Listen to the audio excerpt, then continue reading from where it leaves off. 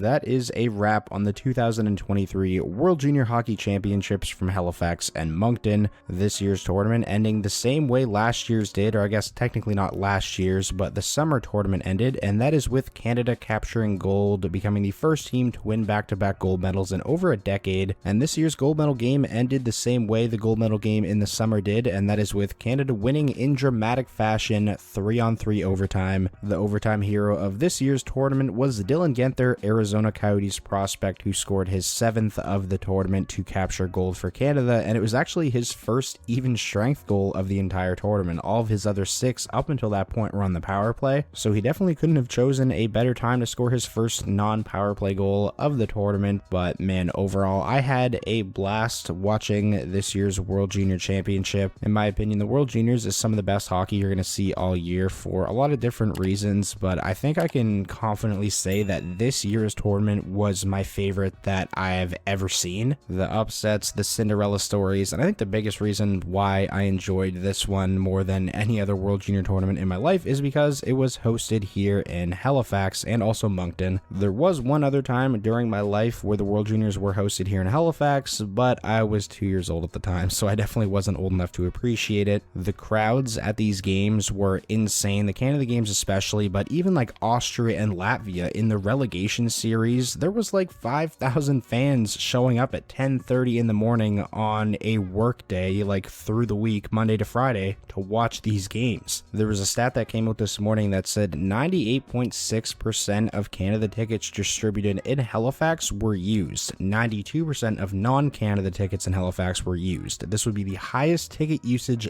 ever in the history of the World Juniors. So it's safe to say Halifax and Moncton put on one heck of a tournament, and I can say from my experience here living in Halifax during the entirety of this tournament, the atmosphere in the city was just unreal, and I'm definitely hoping that we don't have to wait too long for Atlantic Canada to host another World Juniors, because I think we killed it. I also want to give a shout out to Czechia, who came in as probably like if there was a power rankings of the teams leading into the tournament, they probably would have been 5th behind Canada, US, Finland, and Sweden. Hard to imagine too many people expected Czechia to come in, do what they did, to put on this kind of performance. I mean, the only game they lost in this year's World Juniors was to Canada in the gold medal game in overtime. And they were also the only team in this year's tournament to actually beat Team Canada. They beat them 5-2 in convincing fashion on Boxing Day. I said how this year's tournament had a little bit of everything, including Cinderella stories, and I was pretty much referring to Team Czechia in that sense, but I feel like I shouldn't even really say that it was a Cinderella story, because I feel like by the end of the tournament, they proved that it wasn't a Cinderella story. It was no fluke that they were in the gold medal game and that they were right in there till the end against Canada. Czechia was a powerhouse this year. That is a legitimately good hockey team they put together for this year's tournament. You can tell they were really well coached. Defensively, they were fantastic. Obviously, they got amazing goaltending from start to finish, and they were really opportunistic offensively. They played a patient game, didn't rush things. They kind of let the game come to them, and when opportunities presented themselves, they converted on those opportunities. They were really never out of a game. In the semifinals against Sweden, down 1-0 with a minute to go, ended up tying that game and winning in overtime. And then in the gold medal game against Canada, they were down 2-0 in the third. It looked like the game was going to finish that way. Czechia really wasn't getting much offensively, and then boom, just like that, it's a 2-2 game, and they're headed to overtime, one shot away from winning the gold medal. So I definitely wanted to dedicate a good portion of this video to giving them some praise, because they definitely deserve it, and I know they're probably disappointed because they didn't get the outcome they wanted, but I definitely hope that entire team, coaching staff, the whole program is holding their heads high, because they had an unbelievable tournament. So with that all out of the way, those are just kind of my general thoughts on this year's tournament. I feel like I've said tournament 1,000 times in this video already.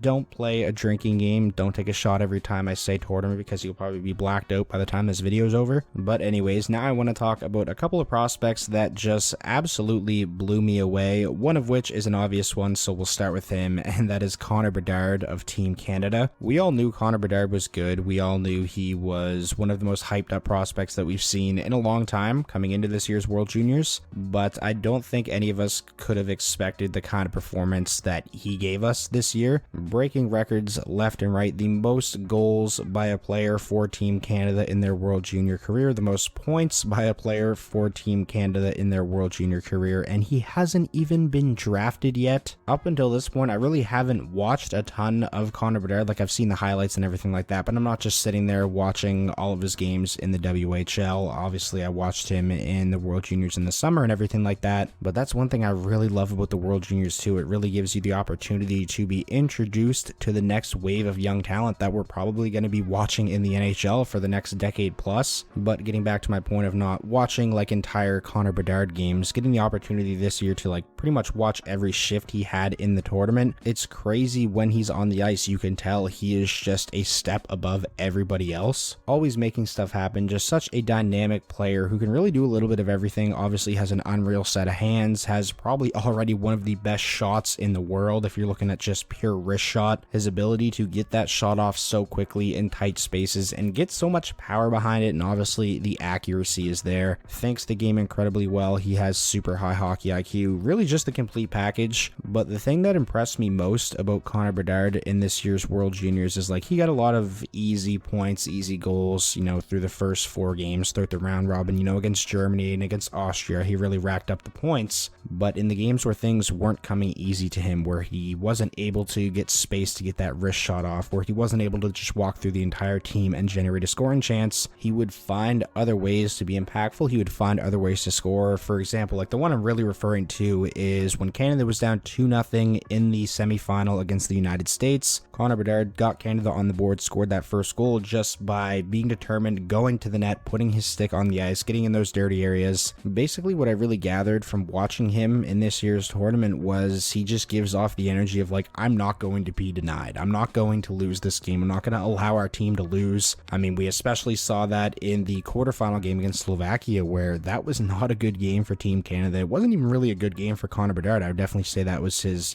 toughest outing of the tournament. But when it mattered most, in overtime, 3-on-3 against Slovakia, where Canada already missed an opportunity to score on the power play, and it was kind of looking like Slovakia could really pull off this upset, Connor Bedard just decided to take over, walk through the entire Slovakian team, or all 3 of them, plus the goalie, and score one of the most electrifying goals, I would say, in World Junior history for Team Canada. Just an unbelievable player. For all the talk there was coming into this tournament of like, oh, it has the 3 top prospects for the upcoming draft in Connor Bedard, Fantilli, and Leo Carlsson. Could Fantilli and Carlsson potentially close the gap on that first overall pick? Could they gain some ground on Connor Bedard? Well, the answer to that is no, they couldn't close the gap, and Connor Bedard is going first overall, and there is no question about it. Also, last thing I'll mention on Connor Bedard, extremely humble for a 17-year-old hockey phenom who's getting, as much media coverage as any prospect we've seen in a very, very long time. He's certainly not letting any of that get to his head. Every time he was interviewed in this tournament and asked about the individual accolades, the individual records he was breaking, he wanted no part of it. So I'll leave it at that on Connor Bedard. The other prospect that I wanted to touch on before I finish out this video is defenseman David Jiricek of Czechia, first round pick